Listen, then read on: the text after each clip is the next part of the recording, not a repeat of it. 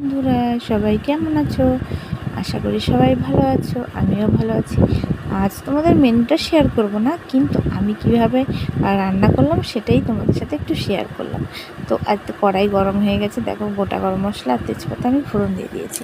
তারপরে আমি দিয়ে দেবো আদা বাটা, রসুন বাটা, পেঁয়াজ বাটা আর টমেটোটাকে একটু থেতো করে নিয়েছি। মাংসের জন্য যে মশলাগুলো আমরা সাধারণত ব্যবহার করে থাকি, আমি সেই মশলাগুলোই এখানে দিয়ে দিয়েছি। আর বন্ধুরা, আমি কিন্তু একটু তেল কম খাই।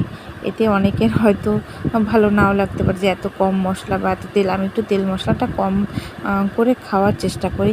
আর আমার খাবারের মধ্যে আমি আমার 2 মেয়ে, তাই একটু তেল মশলা যত কম করে খাবো একটু তত আমরা নিজেরা ভালো থাকবো। আর বাচ্চা কাচ্চা তো, তার জন্য একটু মশলাপাতি কম দিয়ে রান্না করি। 3 জন মানুষের খাবার, আর এত অল্প করে রান্নাটা করতে হয় আমার যেহেতু। দেখো এখানে মশলাটা, কথা বলতে বলতে মশলাটা কিন্তু কষানো হয়ে গেছে। আর এই রান্নাটা না আমি হলুদ ব্যবহার করিনি। দেখো কি সুন্দর তেল ছেড়ে দিয়েছে। মশলাটা সুন্দর আমার কষানো হয়ে গেছে, এত সুন্দর কষানো হয়েছে বলার মতন। তারপরে দেখো আমি এখানে কিন্তু টক দই ব্যবহার করিনি এই মাংসে। এটাই হচ্ছে বেস্ট একটা পয়েন্ট। আমি কিন্তু টক দই ব্যবহার করিনি, এমনি নর্মাল যে দইটা হয় না খাওয়ার জন্য, আমি সেই দইটা দিয়েছি। আমরা তো সাধারণত মাংস রান্না করতে হলে টক দইটা ব্যবহার করি, কিন্তু টক দইয়ের বদলে যদি একটু মিষ্টি দই ব্যবহার করি, সেই টেস্টটা না একটু অন্যরকম হয়। তো তোমরা একবার চাইলে করে দেখতে পারো। আর এই যেভাবে রান্না করলাম না, এটা একটু অন্যরকম স্বাদ এসেছিলো, প্রায় রেস্টুরেন্টের স্টাইল টাইপের। তো দেখো আমার জিরের গুঁড়োটাও শেষ হয়ে গেছে, আনা হয়নি, তো যেটুকু ছিল আমি সেটুকু দিয়েই রান্না করলাম। আজকের মতন হয়ে যাবে। বাজারটা করা হয়নি, আবার যাব বাজারগুলো করতে, করা হচ্ছে না। তারপর দেখো এখানে লঙ্কার গুঁড়োটা দিয়ে দিলাম। মশলাটা কিন্তু আমার সুন্দর কষানো হয়ে গেছে। আর এখানে কিন্তু আমি হলুদ দিলাম না, দেখেছো তো কি সুন্দর কালারটা লাগছে, অসাধারণ লাগছে, খেতেও না অসাধারণ হয়েছে। আর এখানে দেখো আমি কয়েকটা ছোট ছোট পেঁয়াজ দিয়ে দিয়েছি, আর 1-2টো আলু দিয়েছি। আর দেখো মাংসটা জল ঝরিয়ে রেখেছিলাম, দিয়ে দিলাম। আর আমি কিন্তু এখানে একটুকু জল ব্যবহার করছি না, এই মশলাটা দিয়েই আমি শুধু মাংসটাকে কষিয়ে নেব ঢেকে ঢেকে। তোমরা শুধু দেখতে থাকো, এইভাবে একবার বানিয়ে তোমরা খেয়ে দেখতে পারো। যে সবসময় তো মিষ্টি দই আমরা ব্যবহার করি না, টক দইটা ব্যবহার করি, কিন্তু মিষ্টি দই দিয়েও একদিন মাংস রান্না করলে না স্বাদটা অন্যরকম আসে। তো যাই হোক, আমার বাড়িতে তখন মিষ্টি দইটা ছিল, আমি এইভাবে রান্না করব করে প্রিপারেশনটা নিয়েছিলাম। এইবার তার সাথে আমার মেয়ের বায়না উঠেছে যে মা সঙ্গে একটু পরোটা করো না, কিছু একটা বানাও। তো সেখানে আমি কি করি, তা ভাবলাম না, কিছুদিন দেখছি নানপুরিটা আমার মেয়েরা খুব ভালোবাসে লুচির থেকে, তাহলে ঠিক আছে, তাহলে কটা নানপুরি বানিয়ে ফেলি। এদিকে মাংস বসিয়ে দিয়ে আমি কিন্তু আটাটা মেখে রেডি করে রেখেছিলাম, সেটা তোমাদের পরে ভিডিওতে দেখাচ্ছি।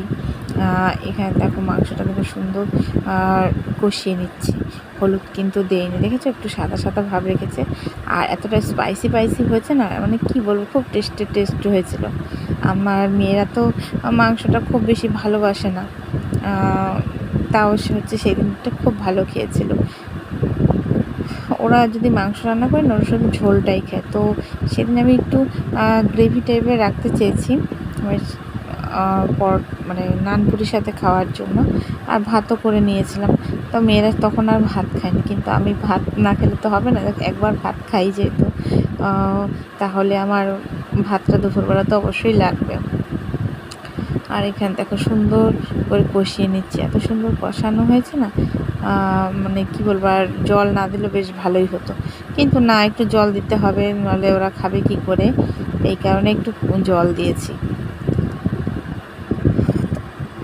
দেখো ওই মশলা আমার বেশ কষানো হয়ে গেছে কিন্তু, আর মাংসটা পুরোপুরি সিদ্ধ হয়ে এসেছে।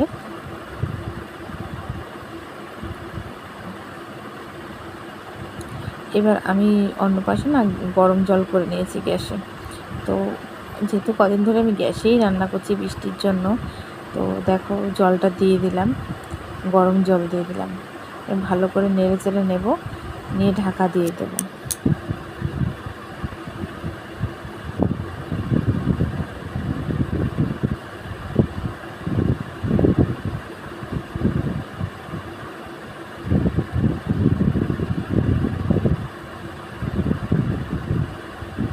বেশ এবার নেড়েচেড়ে ভালো করে নিলাম। তা আর একটু ঝোল আমি দিয়েছি পরে, তো সেটা তোমরা দেখতেই বুঝতে পারবে যে কতটা দিয়েছি, কারণ চিকেনটা সিদ্ধ হতে তো একটু সময় লাগবে। আর সিদ্ধ হয়ে আসছে, তবুও একটুখানি বেশ ভালো হবে, আর একটু সিদ্ধ হয়ে যাবে। মানে তো যেহেতু ঢেকে ঢেকে কষিয়েছিলাম। আর দেখো বেশ সাদা সাদা ভাবটাই আছে, কিন্তু হলুদ দেইনি আমি এখানে। আর এতটা স্পাইসি হয়েছে না, বলার মতো না। দেখো, আর পরে না একটা ভিডিও মানে একটা ছবি নেব, আমার একটুকু মনে নেই। যাই হোক, ছবিটা নেওয়া হয়নি, তোমাদের সাথে পরে একবারে খাওয়ার সময় শেয়ার করব। দেখো, তরকারিটা কিন্তু আমার বেশ কমপ্লিট হয়ে গেছে, একটু মাখো মাখো রেখেছি। আর এখানে দেখো আমি একটু উষ্ণ উষ্ণ গরম দুধটার ভিতরে দিয়ে দেবো চিনি আর লবণ। পরিমাণ মতন চিনি দিয়ে দিলাম, আর পরিমাণ মতন লবণ দিয়ে দেবো, আর দিয়ে দেবো ইস্ট পাউডার। এটাকে একটু ঢেকে রেখে দেবো। তারপরে আমি এদিকে ময়দাটাকে এই গোলাটা দিয়ে মেখে নেব।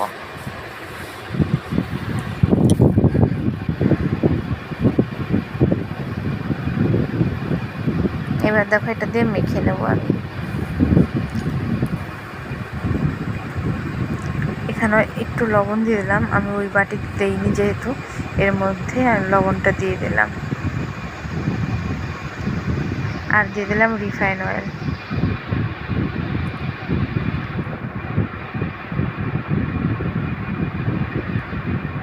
এবার তেলটাকে ভালো করে আটার সাথে মিশিয়ে নেব। তারপরে ওই গোলাটা দিয়ে ময়দাটা মেখে নেব। দেখো, মেখে নিয়েছি সুন্দর করে। এবার আমি কিছুক্ষণের জন্য রেস্টে রেখে দেবো। 3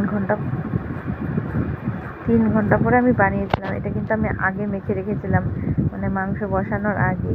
তো তোমাদের সাথে সেটা ভিডিওতে দেখিয়ে দিলাম।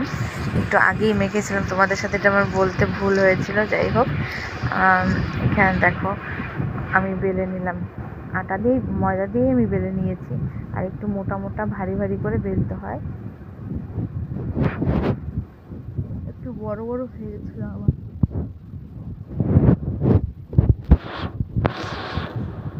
আর পাশে দেখো আমি তেল গরম করতে দিয়ে দিয়েছি।